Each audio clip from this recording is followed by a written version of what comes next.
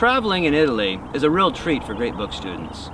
They open a great world of history to you. And though they're not an easy read, once you've read them, there's a whole world of history that you are ready to be familiar with. As you watch this video, I hope you'll realize there are a number of purposes in this video. The first is for those of you who will be traveling with me.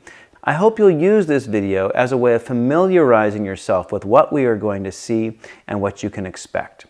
You'll be able to absorb things much better sitting in the comfort of your own living room than as we hustle around to all these various sites. And when you go there, you'll be that much better prepared to absorb what you see if you already have a general familiarity and general understanding of where we're going.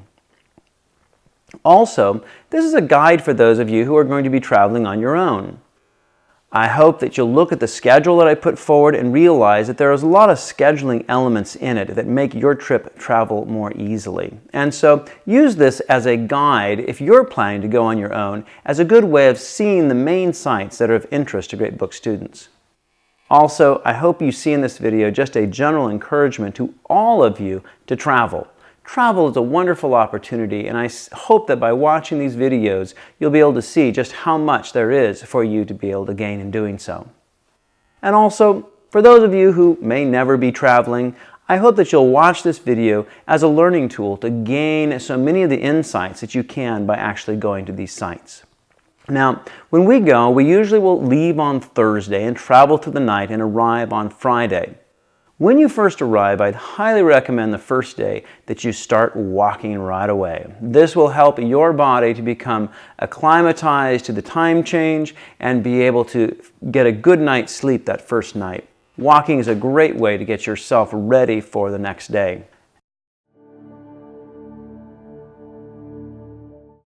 Nero built a huge palace on the site where the Colosseum is, in a moment of self-aggrandizement.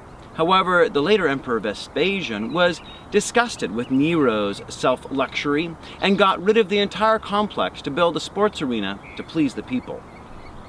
The emperors did have absolute power. However, that power was only held so long as they could keep the people happy with bread and circuses. The Colosseum was built around AD 72 to 80. It was finished by Vespasian's son Titus. Curiously, many of those who worked on building the Colosseum were Jewish slaves who came to Rome after the fall of Jerusalem. If you look at the four stories of the Colosseum, you have a great opportunity to become familiar with what's called the Greek orders. The first is the Doric, the second is the Ionic, and the third is the Corinthian. Each of these type of orders can be seen in the types of pillars that are displayed on the side of the Colosseum. The Colosseum held 70,000 spectators, and these spectators were kept in comfort as they watched in the shade.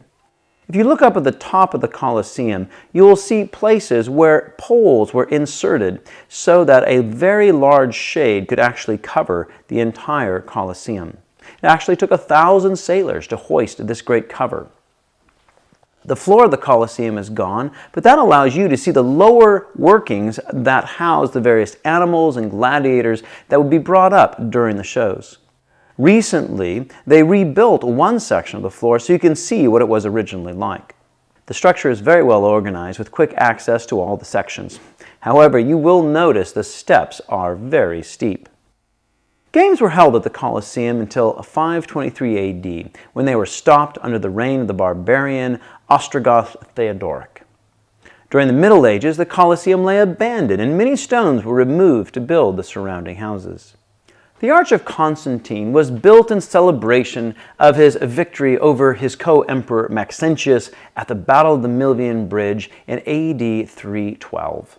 Constantine is said to have been victorious over Maxentius because he converted to Christianity and had the sign of the cross displayed on his shield during battle. Being the first Christian emperor, Constantine desired a broad unity on Christian doctrine, and so he called a council of the Christian bishops in the year 325 AD. At the Nicene Council, the Nicene Creed was formulated, and many Christians still recite it as a summary of the Christian faith. It begins, "We believe in one God, the Father, the Almighty, maker of heaven and earth." When we read Anselm's Cur Deus Homo, you'll find many of his positions on what Christians believe to be drawn right from the Nicene Creed. Even though Constantine established Christianity as the religion of the Roman Empire, the growing strength and power of the eastern portion of the empire is easy to see, as most of the statues in this arch are poorly recycled from other monuments.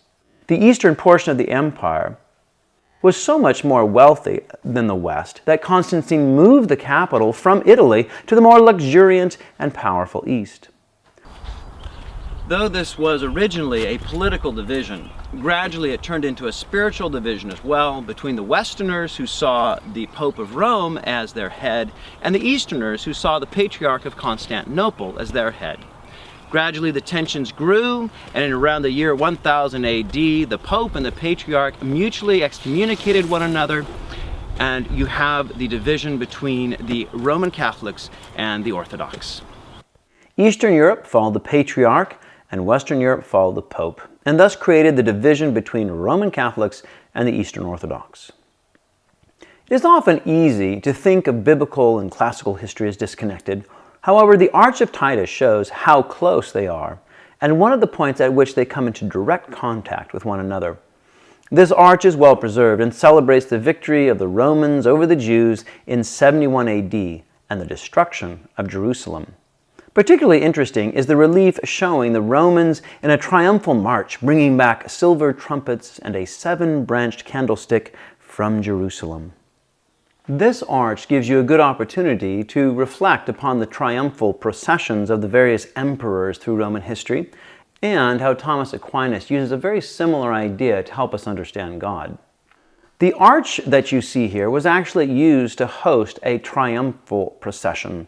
When a Roman general was tremendously successful, he would be given a triumph in Rome. He would come back to Rome with the loot and slaves and his mighty men, and he would parade them through Rome.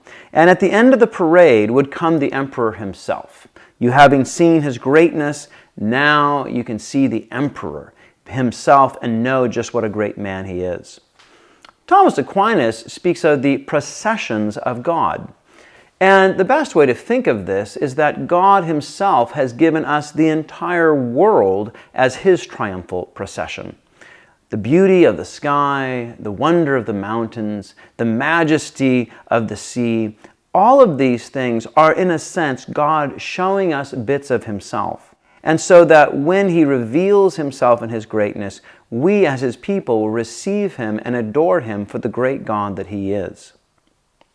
The Basilica of Maxentius was begun by Maxentius, but finished by Constantine after his victory over Maxentius at the Milvian Bridge.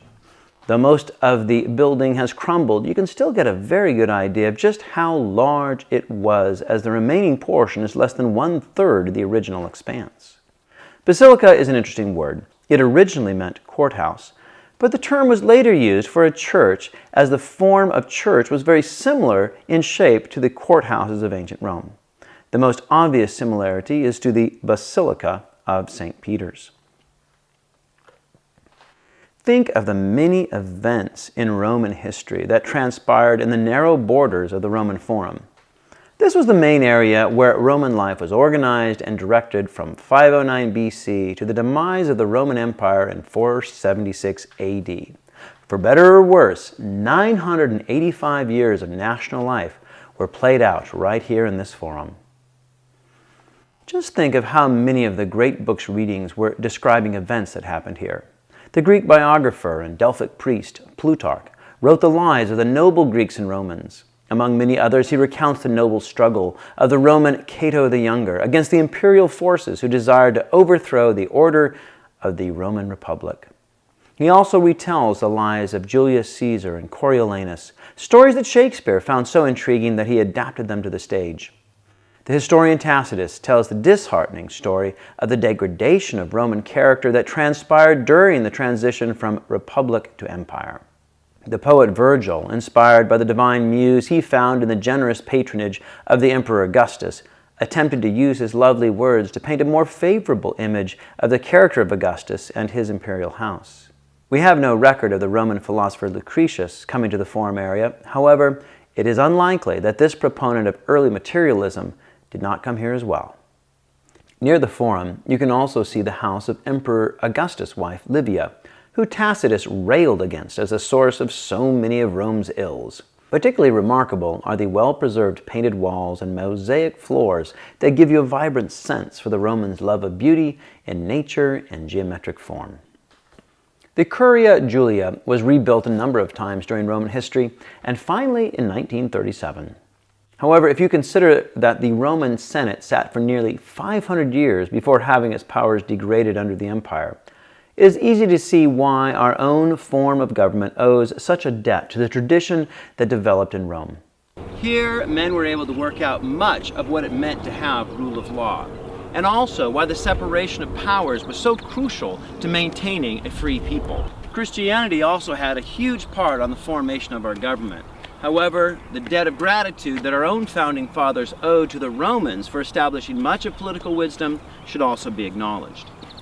Originally built in 497 BC, the Temple of Saturn was often rebuilt, and the remains you see here are from the rebuilding in 42 BC. Every year there is a week of feasting in honor of Saturn during December called the Saturnalia. During this time, slaves and masters often exchanged positions, gifts were exchanged, and prisoners were not allowed to be punished. Built in AD 113 by Emperor Trajan to celebrate his victory over the Dacians, Trajan's column is 131 feet high and covered with ornate carving showing his various campaigns. The story is told that when examining this column and seeing a picture of Trajan helping a woman whose son had been killed, Pope Gregory the Great was so moved to compassion for Trajan that he prayed God to release this pagan from hell, and God brought him to heaven. Though of quite dubious theology, this story is the explanation for the poet Dante seeing the Roman Emperor Trajan in heaven at the end of the Divine Comedy.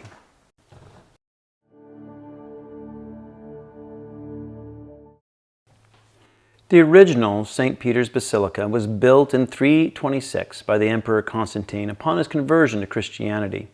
However, at the beginning of the 16th century, the Roman Catholic Church decided to build a more magnificent headquarters. Construction started in 1450 and continued until 1780 when the final additions were completed. This monumental church building project not only created one of the most memorable buildings in church history, but through its construction the church suffered not only a monumental financial cost, but spiritual one as well. When a Roman Catholic priest was asked what was the cost of building St. Peter's, he simply replied, the Protestant Reformation.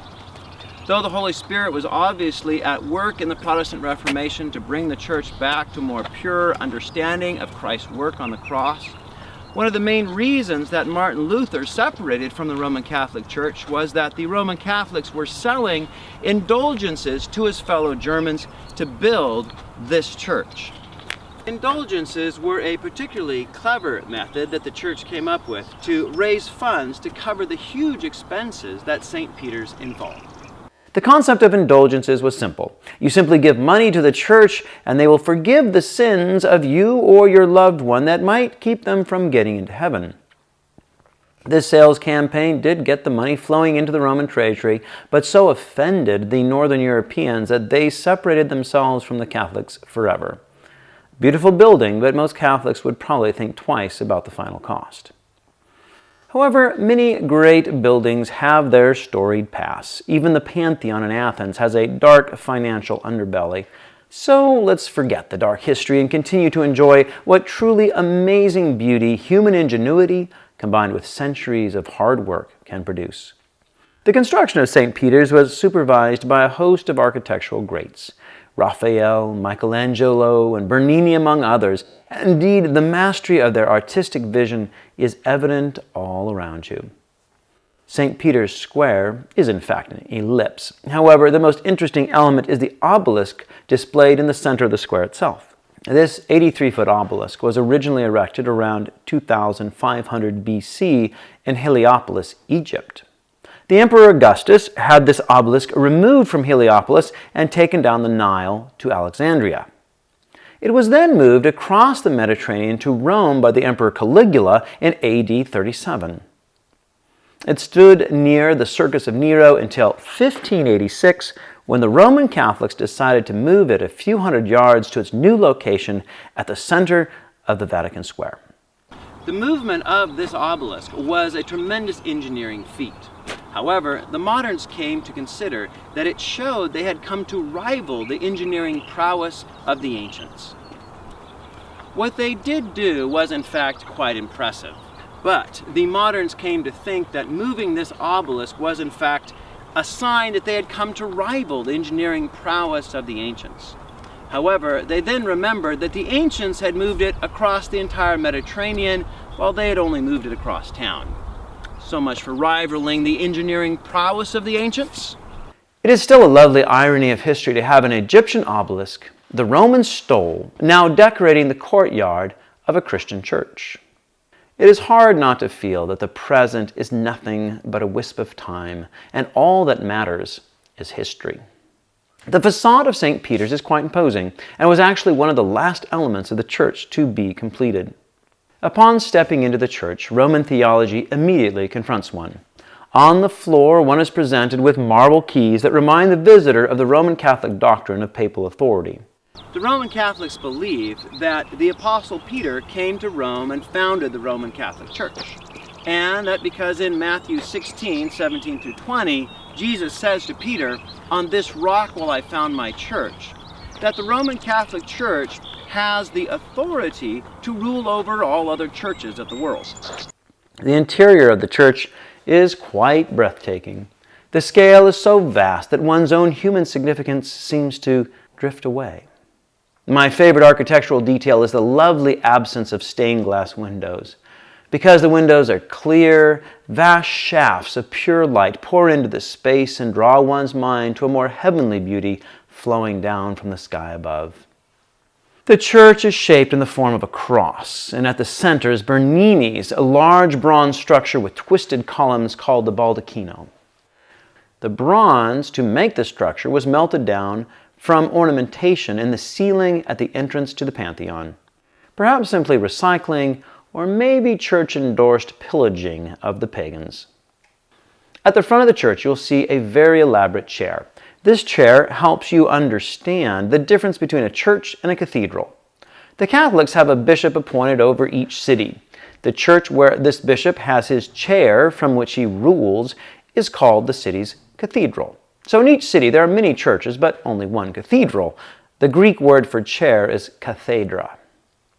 Catholics also believe that because the Pope is the head of the church, if he makes any statements ex cathedra, that is from his chair, these statements are of equal authority with the Bible. This was a significant dividing point with Protestants, as Luther held that no church councils or papal statements were of equal authority with the Bible. Given the size of the Roman Catholic claims to authority, you can see why they bothered to build such a large church. The size of the church does lend some emotional appeal to the claims, despite the absence of biblical evidence to support it. As you look up at the splendid art throughout the basilica, do not forget to look at the art you are always welcome to touch, the floor you walk on. The beautiful collection of marble colors are arranged in an astounding variety of geometric shapes. This also is a nice moment to remember the long-time connection between simple geometric shapes and beauty often found in traditional art. Throughout the church are many statues of the various popes and saints of the Catholic Church history. This also brings up a typical point of difference between Catholics and Protestants. Typically, Catholics continued the ancient Roman love of statuary. However, Protestants saw these as prohibited by the laws in the Bible against idols, and also as a distraction in the worship of the unseen God. Curiously, Muslims also hold that statuary is forbidden in worship. On the other hand, the Eastern Orthodox believe statuary is forbidden, but that images are acceptable so long as they are painted and not sculpted. The most famous of the statues in St. Peter's is Michelangelo's Pietà. It depicts Mary grieving over the body of her dead son. The highly polished finish on the statue is worthy of particular note. Some of the marble folds are so thin that if you put your hand behind them, you can actually see it. For better or worse, the Roman Catholic Church has been able to use this amazing structure as a backdrop on which to perform their ceremonies and draw the respect of millions. Adjoining St. Peter's Basilica are the Vatican Museums. As St. Peter's is a monumental work of architecture, the museums are a testimony to the hundreds of years that the Roman Catholic Church has been attempting to influence Western culture and preserve its memory. As you go through the museum, I would first exhort you to remember to look down. The floors themselves are very accessible and are often covered with some of the most beautiful mosaics you can find. Mosaics are made of small stones of various colors artfully arranged to create designs and patterns of great beauty. Because they are stones rather than painted, they can take the years of wear that arises from so many feet passing over them. While you're looking down, do not also forget to look up, as the ceilings themselves are completely covered in intricate designs as well. One of the most beautiful ceilings is in the Gallery of Maps. The Gallery of Maps is a good place to reflect on one of the most controversial aspects of the Roman Catholic Church in Western history. In the Divine Comedy, the poet Dante tells the story of the supposed donation of Constantine. The story goes that when the Emperor Constantine died, he quite generously left the entire Roman Empire to the Roman Catholic Church to possess in its entirety perpetually. One might think that this gift was an incredible blessing. However, it set up a lamentable contest for power between the Pope and the princes of Europe during the Middle Ages. The assumption that the Church should possess earthly power as well as spiritual set up a contest between the Pope and the princes. The Pope tried to control the policies of the princes and even developed a papal empire with armies to defend it. These military popes were able to accumulate more and more lands until the Italians tired of their influence and gradually took back the land until finally, in 1860, the Italian patriot Vittorio Emanuele II drove the Pope out of the papal lands and reduced the Pope to just 1 square mile of territory, which today is what we call Vatican City. Emanuele was excommunicated from the Church for his successful military campaign, but his actions effectively ended the Roman Catholic Church's design on establishing its own empire. The Italians themselves have looked more favorably on him and memorialized his influence with a large monument to him near the Forum. However, for a long time, many Roman Catholics thought the Pope's work to establish an empire was in fact the coming of the kingdom of God on earth. In his Leviathan, Hobbes disapprovingly likened the political aspirations of the Roman Catholic Church to the shadow of the Roman Empire. In this view, the aspirations of the Church were simply another attempt to rebuild the empire of ancient Rome. So, as you look at these maps laid out like the maps in a war room, ask yourself, what should be the relationship between the temporal power of the state and the spiritual power of the Church? Is the First Amendment to the American Constitution that forbids the federal government from establishing or supporting any state church actually denying a beneficial connection between state and church? Or has this separation actually been a remarkable blessing both to the church and to the state? In most countries, state churches still exist. Germany, England, Russia, Greece all have state-recognized churches. But does this further the kingdom of God, or does it hinder it? The Vatican museums contain many of the most famous art pieces in the world. One of particular interest to great book students is Raphael's School of Athens. Raphael collected many of the greatest Greek philosophers and depicted each one in a fashion that reflects their own particular philosophy. Most telling are the hands of Plato and Aristotle at the very center, whose gestures reflect the respective emphases in these men's philosophies. Plato looked to the world of the forms above, and Aristotle sought to understand the world by finding the distinguishing characteristics in individual things themselves. Plato points up, showing he found meaning by connecting things to the world of the heavens, and Aristotle points down as he found meaning by examining the individual characteristics of things themselves. Plato, the philosopher, looking at the heavens, and Aristotle, the scientist, looking below at the earth. Also note the ceiling above the philosophers, as you'll recognize the ceiling from St. Peter's Basilica, which was under construction when Raphael painted this scene. Like the Egyptian obelisk, the pine cone also shows the connection between Roman Catholic and pagan history. During Roman times, this bronze statue stood next to the Temple of Isis, near the Pantheon. However, during the Middle Ages, it was moved to the Vatican. In the round room, you will see Nero's basin, made from one extremely large piece of porphyry from Egypt. Nero was known for his particularly lavish lifestyle. He built a luxuriant golden house for himself right in the center of Rome. However, subsequent emperors pulled it down, finding his ego offensive. They built for the people a place for their pleasure, the Colosseum. This basin gives you a little idea of just how luxuriant the lives of the emperors could go. Also notice that the round room is very similar in shape to the Pantheon. The museum also contains many sarcophagi. The word simply means flesh eater in Greek, as once you put a body in one, after a few years you come back and find only bones. Among the many fine examples of Greek statuary is the Apollo Belvedere. Found in the 15th century, this statue is a very good example of the Greek attempt to portray the human form in perfection rather than showing the often less than pleasing details of real people.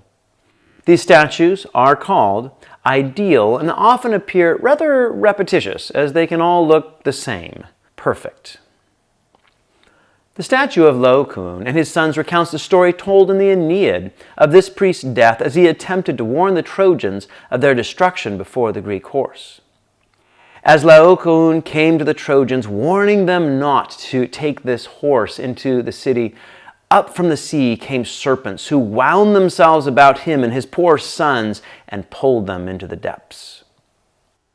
The Romans loved statuary, and that love carries through to the Roman Catholic Church. Take time to consider the skill of those who so carefully crafted these many images. At the end of your tour of the Vatican museums, you'll be ushered into the Sistine Chapel, where the often vexed church authorities continually try to keep the tourist mobs from defiling one of the church's most sacred chapels with their loud mumbling and flash photography. The ceiling of the chapel, as well as the large wall behind the altar, are painted by Michelangelo. The ceiling itself took 5.5 years. It tells the stories of creation, the expulsion from Eden, and Noah's flood. Particularly interesting is the shape of a brain that God's host has as he gives the touch of life and divine reason to Adam. This ceiling also shows the typical tendency of the church to draw from both pagan and Christian sources. The prophets shown alternate between pagan and biblical. Next to the Delphic oracle, you have the prophet Isaiah, then the pagan Cumaean Sibyl, and then the prophet Daniel. At the end of the room is an equally immense painting behind the altar. Here you see Christ at the end times judging the righteous and the damned. On his right they ascend to heaven, and on his left they are thrust down to judgment in hell. There's an interesting connection between Christ's torso and that of the Belvedere torso that the artist Michelangelo admired so much.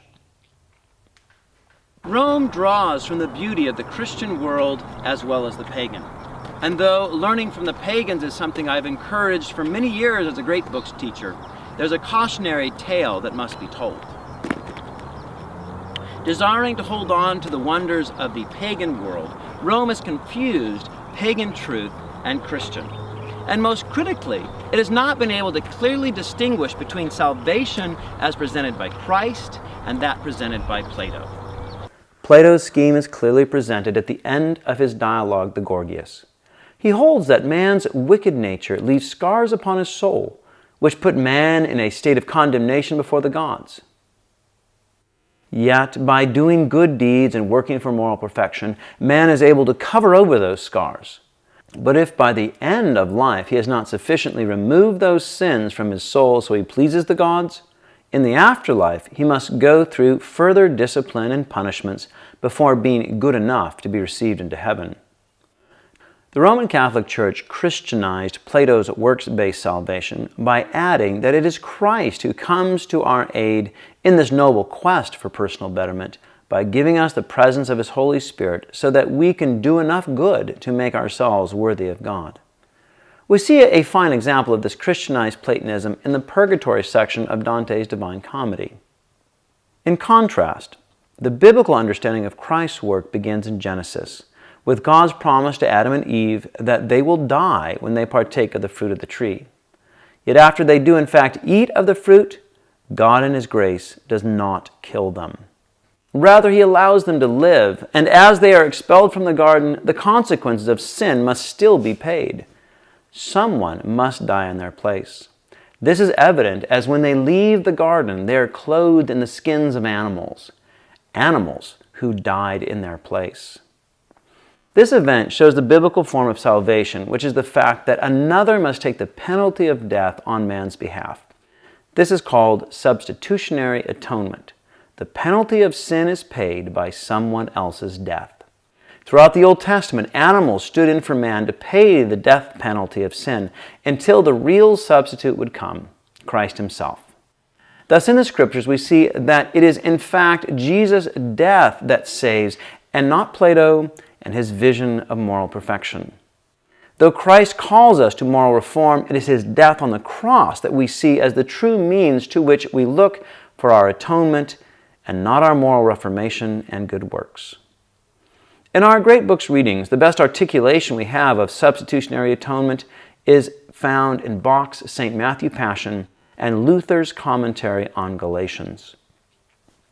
Yes, the pagan world is full of much that we should love and learn from. Indeed, from the vision of morality that Plato and pagans espoused, we can learn much about human nature, the beauty of nobility, the necessity of magnanimity, the importance of human dignity, and good principles of government. However, let us not forget that the gospel has made foolishness of the wisdom of this world, and we must never be led astray by vain philosophy, but rest entirely upon the atoning work of Christ on the cross.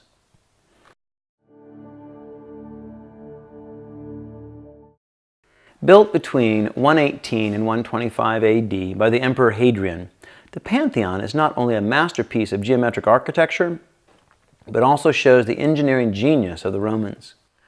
As you approach this lovely building, first take time to observe the columns that support the roof over the porch. They are 34 feet high and monolithic. Monolithic simply means that they are made of one piece of stone. These are some of the largest monolithic columns I have ever seen. Usually, large columns are made of drums that are then stacked one on top of another until the necessary height is reached. To create a monolithic column, the entire column must be shaped from one piece of stone, an impressive engineering feat in itself. Here you can also increase your affection for the Romans by seeing they also made mistakes. If you're like me, you probably also find people who never make mistakes intolerable. The columns actually arrived a few feet too short, so the roof atop the column needed to be lowered. If you look just above the existing roof line, you will see a line of blocks coming out that were originally designed to receive the roof structure. So much for perfection. Once you proceed in, look up and revel in the wonderful glimpse of sky you see through the oculus, and the wonderful light that streams down from it. The geometry in this structure defines not only the beauty of the shapes in the floor, but as you walk around, you feel the completely ordered space, as the entire building was made to be able to fit a perfect sphere inside. The interior decoration is the accumulation of many years of pagan and Christian influence. Raphael was buried here, as well as the Italian liberator Vittorio Emanuele. Emanuele attempted to found an Italian monarchy, and you can go over to the book next to the royal guard and sign your respects to his lineage. However, despite the fact that Vittorio liberated Italy from the Pope, the royal house of Italy seems to have permanently fallen out of favor with the Italian people. So your name's place in this book will probably never gain you any significant political advantages from the royal family. The engineering genius in this structure is found in the construction of the roof itself. Because of its spherical shape, much of the center of the roof is nearly horizontal, and thus quite difficult to support structurally. However, notice the square insets into the roof. These actually help lighten the roof so that it is not so heavy. The roof is also made out of concrete, and as they progressed towards the top of the roof, the Romans added pumice to the concrete mixture to make it lighter and thus producing a smaller load.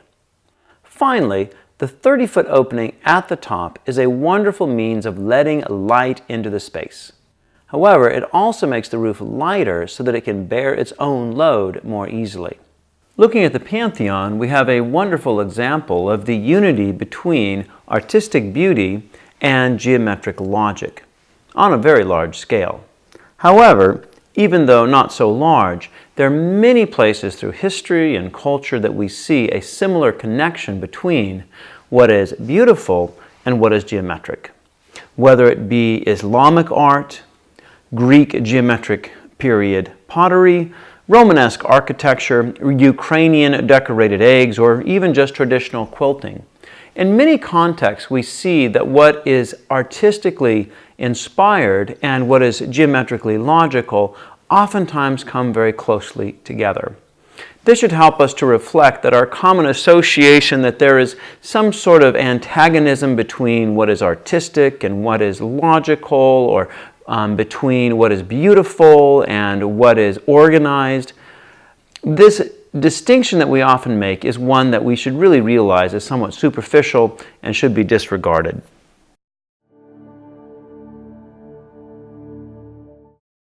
Mondays provide a little challenge in Italy as most of the museums are closed. So this day I provide you a free day and suggest 3 very convenient possibilities that are all quite near our next destination, Florence. On your free day, I recommend either Pisa, Siena, or Venice.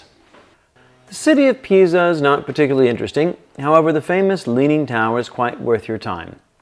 It recently was cleaned and its leaning tendencies tamed so that it will not eventually tumble over. It is also good to notice that here you have a set of 3 buildings, a cathedral, a tower, and a baptistry. You will notice this same set in Florence as well as other Italian cities.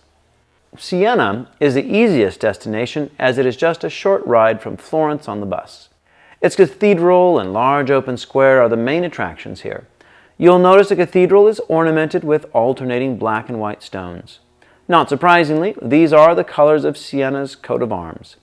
During the Renaissance, there was a fierce competition between Siena and Florence for power in the region, and though Siena was originally stronger, Florence gradually won out.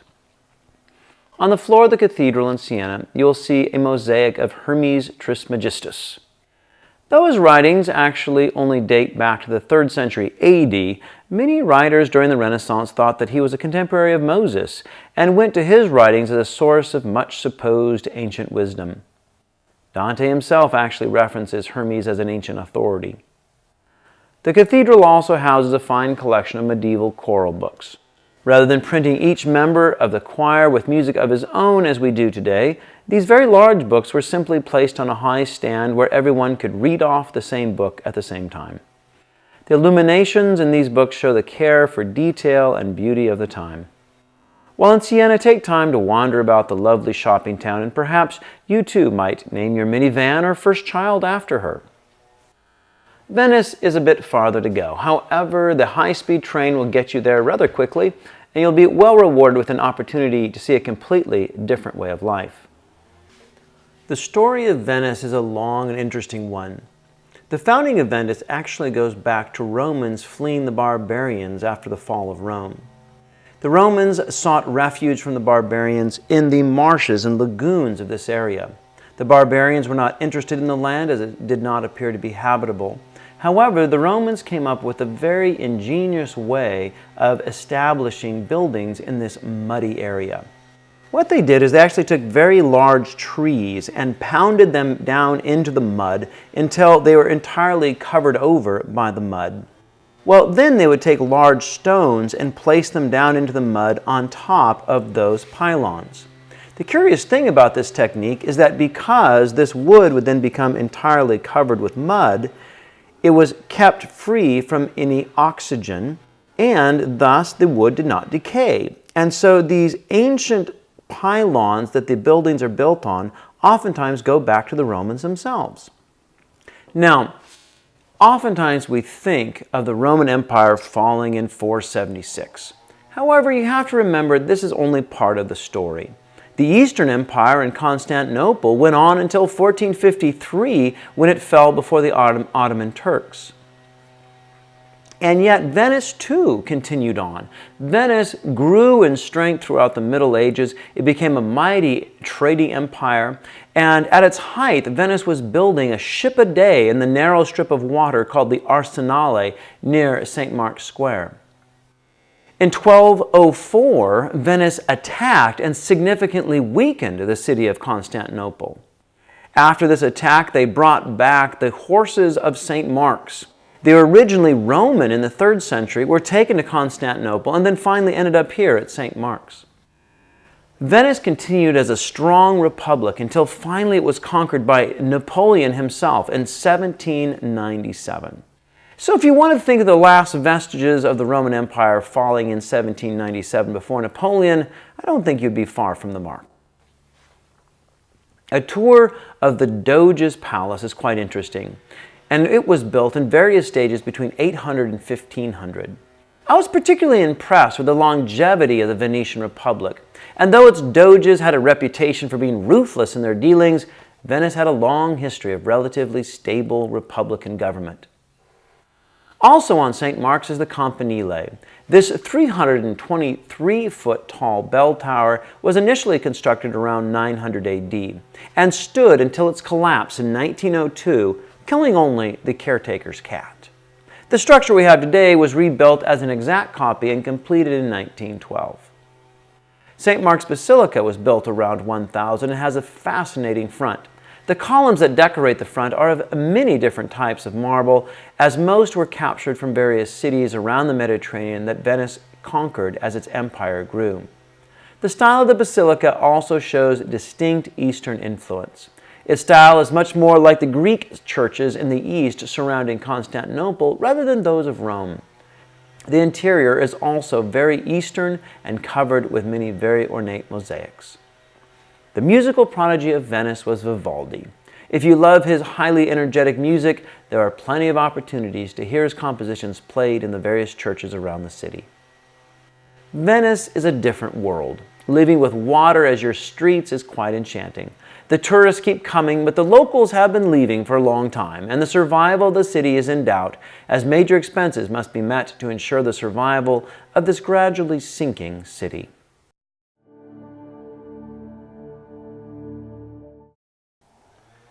While spending only 3 days in Rome, I always find I'm quite relieved to reach Florence.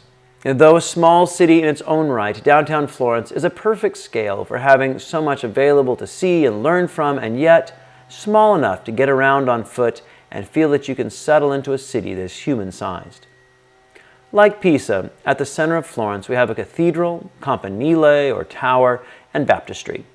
While Florence was in an artistic arms race with the surrounding cities, they knew that a massive cathedral would cement their position as the leading city in the region. The Medici family's banking business and the wool guild's trade had been so successful that the Florentine florin had become the international currency of the Renaissance. Given the confidence of the city fathers, they began a structure of such size that they really did not know how to complete the massive dome that was needed to cover the center of the building. After completing the lower section, it was the courageous artist and engineer Brunelleschi who proposed the final design for the dome, or as the Italians like to say, il Duomo. There is a lovely National Geographic article on the story you can find at the link in the notes below. The facade or front of the cathedral is quite lovely, but it was not completed until the 19th century. Many Florentines consider it to be overly ornate, but the marble is quite pleasing. The interior of the cathedral is surprisingly plain. Despite having exiled him for a period, Florence is the city of Dante, and there's a lovely illustrative painting of him and the themes covered in the Divine Comedy found on the walls here.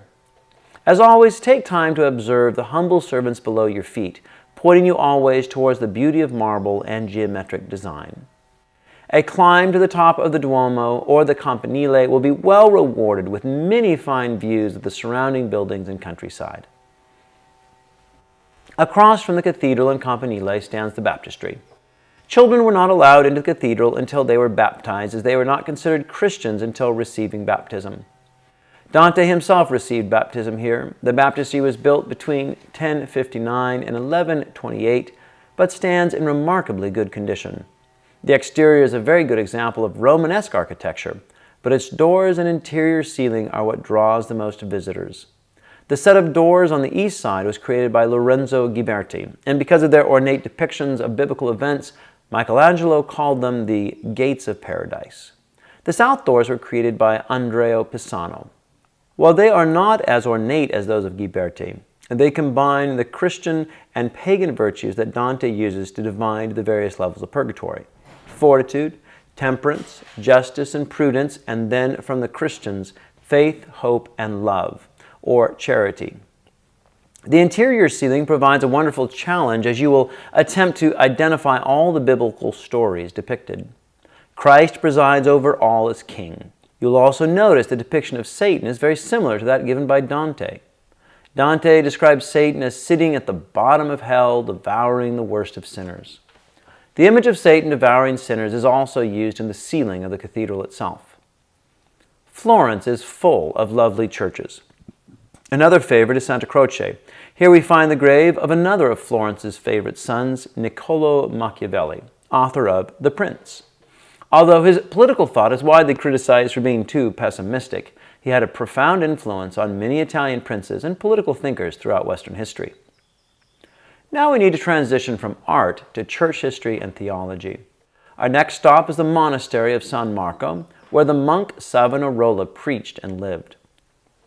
However, before we understand Savonarola, we need to go back even further to the Council of Florence in 1439. And this council cannot be understood without reference to the Emperor Constantine and the fact that he moved the capital of the Roman Empire to Constantinople in 330 AD. So let's rewind for a little bit. By effectively creating two capitals to the empire, Constantine established two cities that would compete for preeminence among the various churches. The power contest eventually led to the Great Schism of the Orthodox and Roman Catholics in 1054. The Pope of Rome and the Patriarch of Constantinople reciprocally excommunicated one another and lived in mutual antagonism, forcing churches to be divided in allegiance to the East or West. However, after the Great Schism, Rome, who had been the poorer half of the empire, rose in power, and the wealthy East faced one setback after another as the Muslim armies continued to slice off portion after portion of the empire. When the Patriarch of Constantinople was almost completely surrounded, he made an attempt at reconciliation with Rome in order to forge a military alliance with the now mighty West. He hoped that this alliance might save him from the hordes of Ottoman Muslims beating down his empire. The Eastern Emperor and Patriarch came to Florence in 1439, and a council was held to work out a compromise. After heated debate, the two actually agreed to reunify the church, being willing to come over to most of the Roman Catholics' doctrines on the points where they had differed. However, most of the Eastern bishops back home would not accept the agreement, and in 1453, Constantinople finally fell to the Ottomans, and the Greek cathedral of Constantinople, Hagia Sophia, was converted into a mosque. During the time of the Council of Florence, the Greek scholar Platon gave lectures on the philosophy of Plato to the intellectuals of Florence. These lectures inspired Cosimo de' Medici to found a new academy of philosophy in Florence that would contribute substantially to the revival of classical learning during the Renaissance. The Medici family became quite interested in a revival of art and classical learning. They were quite impressed by the beauty of the ancient world, but this brings us back to the monk Savonarola. Despite the Medici's love of classical learning, he became very suspicious that all this pagan culture was moving the Florentines away from Christian righteousness.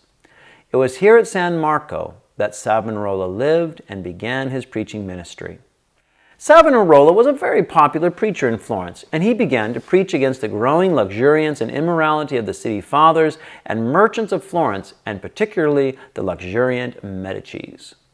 Gradually, he gained the backing of the people of Florence, and for a period, he even established a theocracy in Florence that attempted to reassert biblical law. Savonarola's popularity was short-lived, however, and the wealthy Medici family was able to regain power and eventually even arrest and execute Savonarola in the Piazza della Signoria. Though Savonarola's political power was at an end, many of the criticisms he had for the Florentines and their love of worldly beauty would be echoed by Martin Luther and the Protestants. Luther read Savonarola with approval and felt his thoughts sparked the later Reformation. Walking the streets of Florence is itself a delight. Much of the city center is reserved for pedestrian traffic, and the many small alleyways and wonderful collection of historic buildings creates a nearly limitless space for your exploration and interest. The Loggia dei Lanzi on the Piazza della Signoria, built in 1376, is quite worth your examination. Many statues are housed here, the most famous being that of Perseus holding the head of Medusa, but also lovers of Homer will find the statue of Menelaus and Patroclus interesting. Look up over the arches for the 4 pagan virtues mentioned by Dante: fortitude, temperance, justice, and prudence.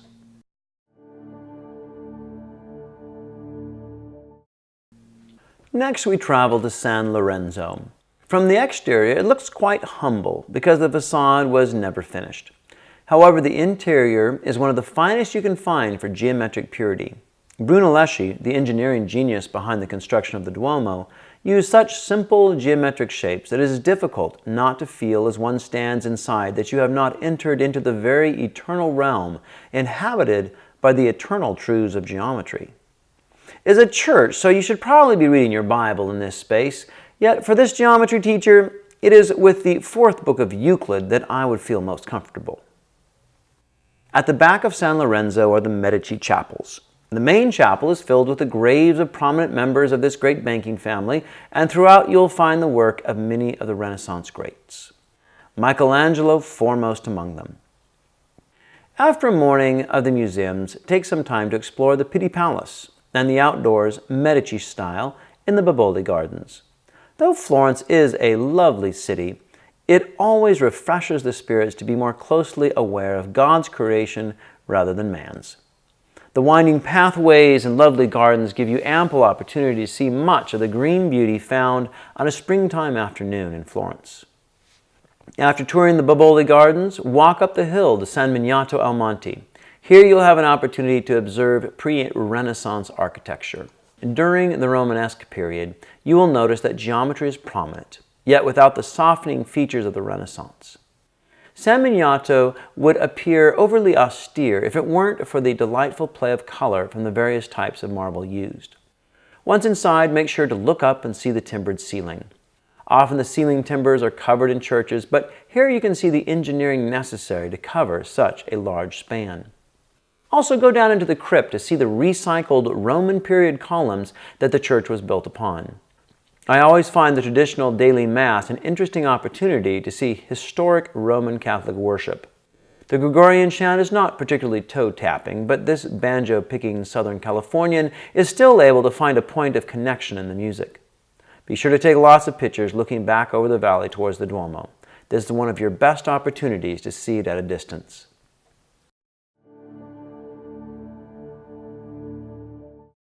Though you have most likely already seen the copy of Michelangelo's David in the Piazza della Signoria, where it was originally kept as a symbol of the resolute spirit of the Florentines, if you want to see the original, you need to come to the Galleria dell'Accademia, where it is now kept safe from the smog and vast herds of Vespa scooters that Michelangelo's descendants keep circulating through the streets of Florence. Though you would not usually think a trip to prison is the best way of rounding out your trip to Florence, if you would like to see more of Florence's finest pieces, you'll need to spend some time behind bars. From 1255 until 1859, this formidable building served as the central police station, jail, and place of execution for the Florentines. Today it serves as a museum and repository of some of the world's finest pieces of art, so you might say that its brick walls serve more to keep thieves out than in now. There are pieces here by the big names of the Renaissance, Ghiberti, Donatello, Michelangelo, and others. However, I find the fine collection of wooden marquetry particularly interesting, as well as the many weapons in the armory collection. You can also see some of Luca della Robbia's terracotta pieces here. Built in 1419 by Brunelleschi, Ospedale degli Innocenti is a long colonnade originally built as an orphanage home, but is primarily remembered as one of the first buildings in Italy to be designed in the Renaissance rather than Romanesque style. If you look above the arches, you will see the terracotta tondi by della Robbia. The square in front of the building usually is a nice place to find lunch and wander among the street merchants. It is often easy to think of classical education as primarily driven by art, history, political theory, theology, and philosophy. And that mathematics and science are unfortunate stepchildren who are best left just outside the back door of our attention and thrown a paltry scrap once our attention has finished feasting upon more interesting subjects. Yet classical education pursued with such a mentality will quickly run into the uncomfortable reality that nearly every great book's author demands that we give consideration to the full scope of life. And until we are willing to open ourselves to consider and investigate this wide field of learning, we will have little chance of making sense of the conversation of ideas that has been rumbling down through the corridors of our culture's history. What we today call science simply used to be called natural philosophy. There is no separation between literature and science. They were simply different parts of the general pursuit of wisdom through philosophy. Whether it be Dante's continual references to astronomy, Aristotle's examination of animals to understand the nature of the soul, or even Leibniz's continual reference to mathematical metaphors to understand the nature of God's providence, great books' authors draw upon the tremendous wisdom to be found in the natural world around us.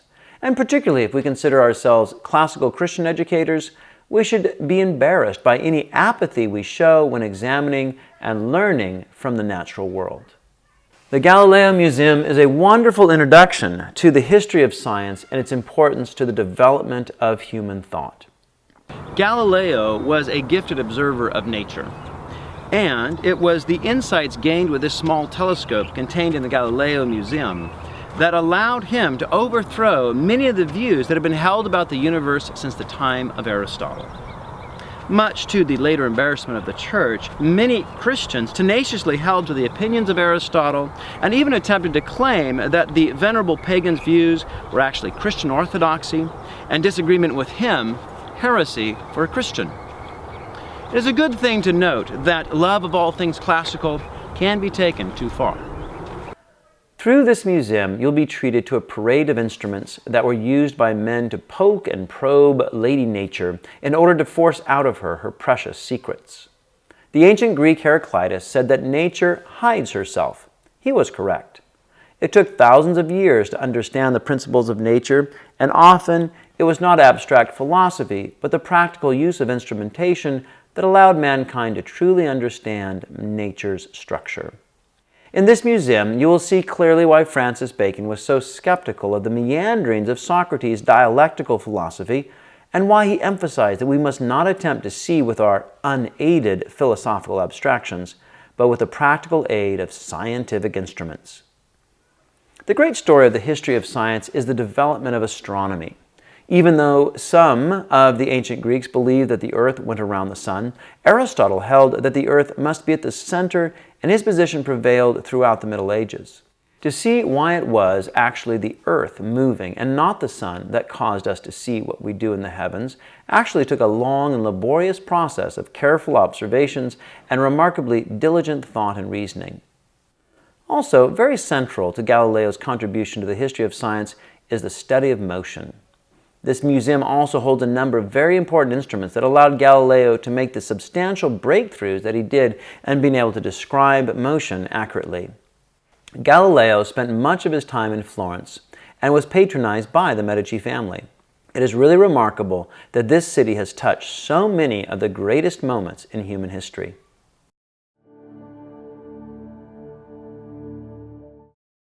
It can be safely said that no other museum in the world contains as much or as high a quality a collection of Italian Renaissance art as the Uffizi galleries. The name simply means offices, as these buildings were the offices of the Medici family business empire. In these walls you will find many of the pieces of art that you grew up looking at in books of reproductions. Before you go, it would be good to take as much time as you can studying the art of the Italian Renaissance, as the topic is quite huge.